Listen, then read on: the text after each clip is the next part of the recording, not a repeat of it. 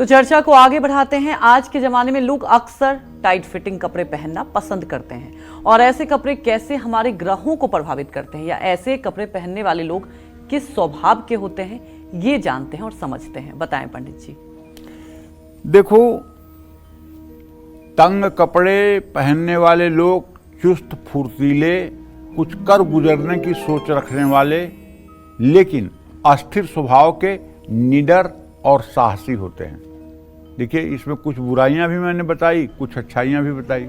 अच्छाई ये है कि निर्भीक होते हैं और साहसी होते हैं, लेकिन बुराई ये है कि इनकी चित्त वृत्ति अस्थिर होती है। प्यार करेंगे तो प्यार में स्थिर नहीं रहेंगे, कोई काम करेंगे तो उसमें स्थिरता नहीं रहेगी। अभी ये इनका मन मस्तिष्क हमेशा कुछ न कुछ सोच विचार करता रहता है।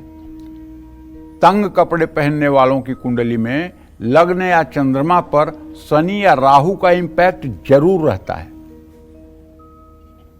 ऐसे लोग बनावटी दुनिया में जीना पसंद करते हैं, दिखावे की दुनिया में जीना पसंद करते हैं। लंबे समय तक चलने वाली योजनाएं इनको पसंद नहीं होती। ये झटपट इंतजार नहीं करते हैं, इन्हें रिजल्ट चाहिए। अगर 10 मिनट का भी वेट करना पड़ जाए इन्हें, तो कम से कम 200 कदम ये दौड़ लेंगे उतने देर में। थोड़ा सा भी पेशेंस नहीं होता है। इतनी ज्यादा इनकी जिज्ञासा प्रबल होती है कि जल्दी से इन्हें रिजल्ट जानना होता है। तंग कपड़े पहनने वाले लोगों को अपनी तारीफ सुनना, अरे वैसे तो तारीफ सुनना सबको अच्छा लगता है। स्तोत्रम कस्य न तुष्यते। संसार में ऐसा कौन है जो अपनी प्रशंसा न सुनना पसंद करता हो।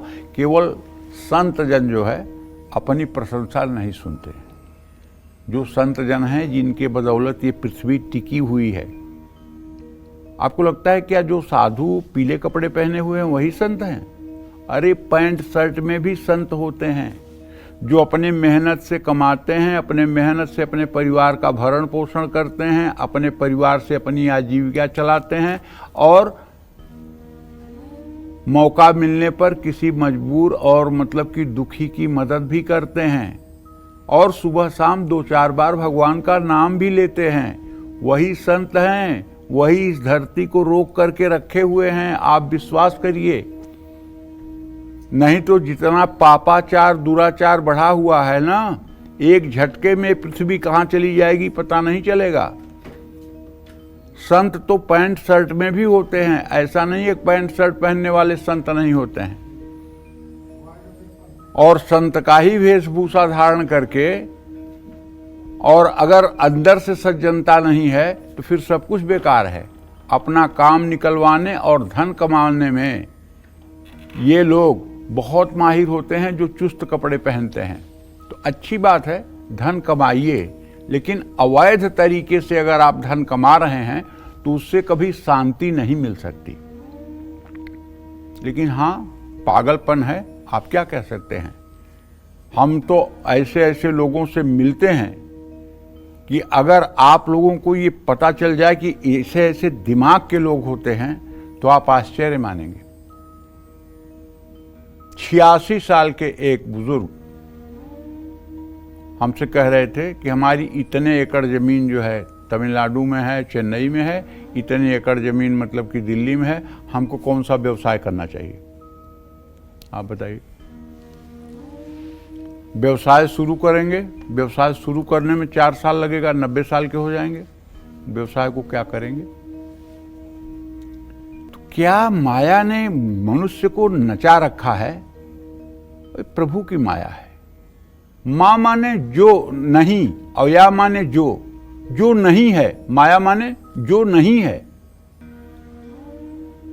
माया का शाब्दिक अर्थ होता है जो नहीं है, लेकिन जो भगवत विमुख हैं उन्हें इसने पकड़ रखा है, भयंकर रूप से पकड़ रखा है। और जो भगवत चरणारविंद के, उनका ये क्या करेगी, उनका कुछ नहीं कर सकती। और भगवान की सबसे बड़ी माया क्या है? भगवान की सबसे बड़ी माया स्त्री है, नारी। ये भगवान की सबसे बड़ी माया है। सारी माया से आप जीत लोगे, इसको जीतना बड़ा दुष्कर है। और जिसके मन में घमंड आया कि मैं इसको भी जीत लूंगा, उसको जरूर गिरना पड़ा है। नारद ने आकर के भगवान शिव से कहा कि भगवान मैंने तो कामदेव पे विजय प्राप्त कर ली। बोले अच्छा, भगवान विष्णु से मत कहिएगा। बोले अरे कितना जलनखोर हैं भगवान शिव हमसे, मैं विष्णु को नहीं बताऊंगा, हर समय नमो नारायण करता हूँ, उनको तो मैं जरूर बताऊंगा। और तुरंत पहुंच गए विष्णु लोक में। भगवान उठ के खड़े हो गए, अरे नारद जी प्रणाम प्रणाम। कहन प्रणाम, आज वो कामदेव आया था, वो मतलब मुझे विचलित नहीं कर सका, हार गया मुझसे। कहन अरे आपका जो नाम ले उसको काम नहीं हरा सकता है, आपको कामदेव कैसे हराएंगे। कहन सब प्रभु आपकी ही कृपा है, लेकिन अंदर अहंकार था कि मैं काम को जीता। रास्ते में आए तो क्या देख रहे हैं, एक सुंदर सा नगर, कोलाहल, यहाँ क्या हो रहा है भाई। लोगों से पूछा, लोगों ने कहा यहाँ के राजा शील निधि हैं, उनकी कन्या है और उसका विवाह हो रहा है। जाकर देखे तो राजा ने साष्टांग दंडवत किया और कहा अरे बिटिया को बुलाओ जरा, महाराज जी को उसका हाथ दिखाएं। हाथ देखे तो हाथ में तो लिखा था कि इसका पति त्रैलोक्य पति, कभी न मरने वाला, अजर अमर अविनाशी, सबका स्वामी होगा। लेकिन बता कुछ उल्टा ही रहे हैं, बता ही नहीं रहे हैं। हाँ लड़की का हाथ बहुत अच्छा है, हाँ सुखी रहेगी। अब सही बात नहीं बता रहे हैं। कह रहे हैं कि अगर इससे मेरी शादी हो जाए तो बात ही बन जाएगी। कैसे होगी शादी। देखो, भक्त को बुरे दिनों में भी, बुरा चिंतन करने पर भी भगवान याद आते हैं। उस समय भी उनको भगवान याद आ रहे हैं। भगवान विष्णु का रूप सबसे मनोहर है, चल करके भगवान विष्णु का रूप मांग लेता हूँ और स्वयंवर में तब मेरे गले में माला पड़ जाएगी, तब ये विश्व मोहिनी मेरी हो जाएगी। अब चल दिए। अब इनका उतावलापन देखकर भगवान रास्ते में ही मिल गए। प्रभु आपसे कुछ कहना है। क्या कहना है। प्रभु मैं शादी करना चाहता हूँ। कहन हाँ बड़ी अच्छी बात है। कहन बस एक दिन के लिए आप अपना रूप दे दीजिए, हमको हरि का रूप दे दीजिए। तो भगवान ने कहा ठीक है। अब भगवान तो झूठ नहीं बोल सकते ना। तो इतना कहने के बाद नारद जी एक बात और कह देते हैं, जेहि विधि होई नाथ हित मोरा, करहूं सो बेगी दास मैं तोरा। हे प्रभु, जिस प्रकार से हमारा हित हो उसको बेग करिए। भगवान क्या कहते हैं, हित नहीं नारद, परम हित। जेहि विधि होई है परम हित, जैसे आपका परम हित होगा वो मैं करूंगा। तो परम हित कहने में हरि, हरि माने भगवान विष्णु, हरि माने बंदर भी होता है।